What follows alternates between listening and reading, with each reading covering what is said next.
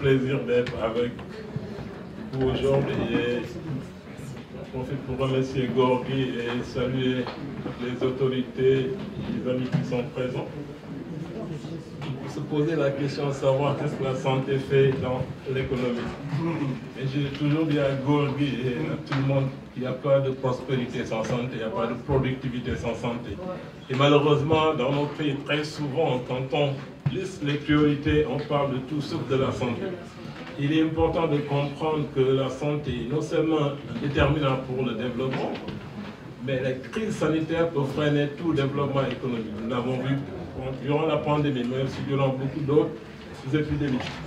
J'ai bien aimé donc, la phrase de mon homonyme, le professeur Ibrahim Guissé, qui disait qu'une injustice historique peut avoir des conséquences transgénérationnelles. Nous l'avons vu pour la santé.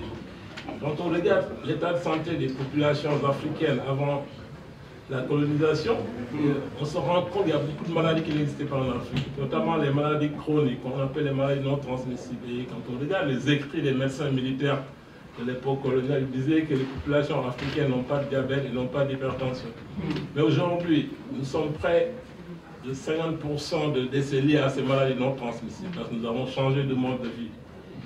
Et je posais une question colle aussi à mon collègue qui était dans mon équipe, il s'occupait de choléra. Je lui ai demandé, est-ce que vous savez comment le choléra est arrivé au Sénégal?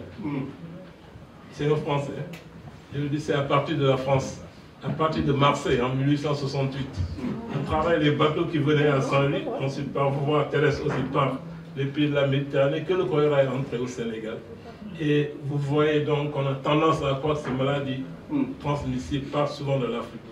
Mais quand on parle de santé en Afrique, je veux toujours mettre l'accent aussi sur les progrès importants qui ont été réalisés à partir de 2000 et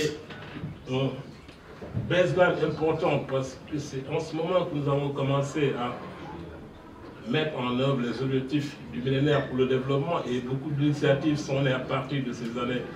Donc avec Robert Malaria, je pense le professeur Omari Kolsek ici, le Fonds mondial en 2002, etc.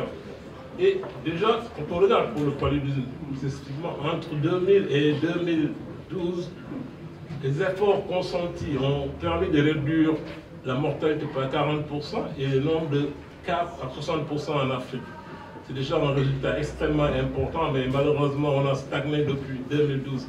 Quand on regarde le VIH aussi, nous avons vu une réduction des nouveaux cas d'infection de 70% en Afrique. Entre 2000 et maintenant, la mortalité, l'espérance de vie a augmenté de 15% en Afrique. Donc il y a des progrès importants qui ont été réalisés. Malheureusement, nous avons des situations toujours qu'on ne peut pas accepter en termes de fardeau de la maladie. Alors que l'Afrique ne représente que 15% de la population mondiale, 25% du fardeau de la maladie est en Afrique. Si on regarde le paludisme, c'est 94%. Le VIH, on est à 69%. La mortalité des enfants de moins de 5 ans, nous sommes à 55%. Et la mortalité des femmes pendant l'accouchement, c'est 72% qui se passe en Afrique. Et c'est inadmissible. Et c'est pourquoi nous parlons toujours de l'agenda inachevé donc de la santé. Parce que cette transition des maladies non transmissibles vers les maladies non transmissibles n'est pas une transition complète. Parce que nous sommes toujours face à ces maladies transmissibles et aussi face à ces maladies non transmissibles. Dans un contexte où les épidémies augmentent de plus en plus. Ces épidémies sont étroitement liées à la déforestation, au changement climatique, etc. Et quand il y a déforestation, il y a une perte de biodiversité. Et certaines espèces donc, se multiplient et ont plus de contact avec donc, les êtres humains. C'est pourquoi certains virus donc, qui étaient confinés en zone forestière sont en contact avec nous. Les épidémies d'Ebola, de Lassa se multiplient, toutes ces fièvres hémorragiques. Et les maladies à transmission vectorielle aussi, la fièvre jaune et la dengue. Pratiquement tous les pays africains sont à risque pour la dengue. Mais aujourd'hui, on voit la dengue même dans les pays européens du Sud. Et 107 pays ont enregistré des cas de dengue avec une transmission locale l'année passée.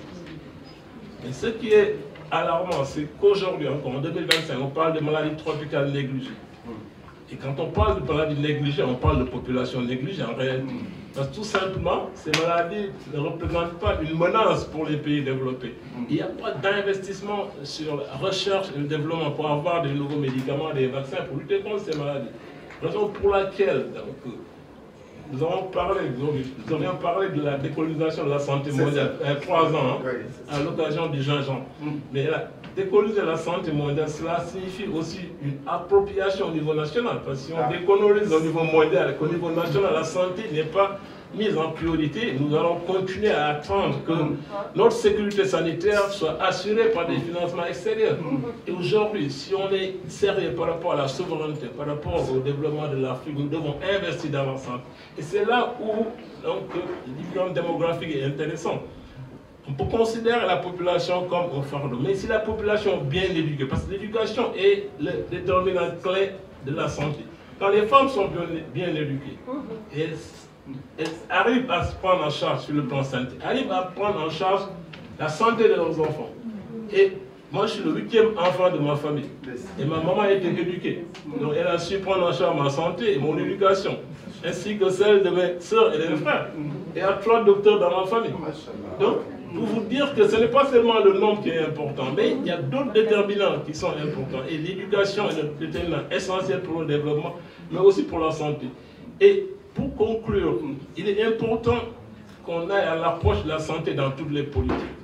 Parce que les déterminants de la santé sont en dehors de la santé. L'éducation, l'accès à l'eau potable, l'environnement, je parlais de la déforestation. Et si on n'a pas donc, cette approche de santé dans toutes les politiques, les budgets de la santé vont être limités au budget du ministère de la Santé.